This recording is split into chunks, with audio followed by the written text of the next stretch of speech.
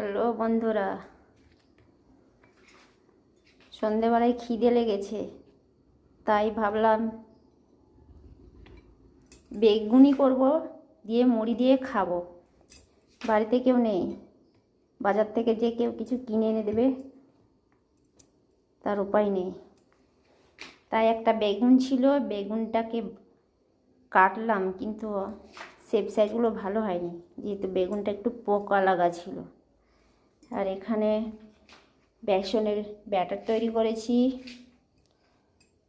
সামান্য হলুদ, সামান্য লঙ্কা গুঁড়ো, সামান্য জিরে গুঁড়ো, লবণ পরিমাণ মতো দিয়ে ফেটে রেখেছি।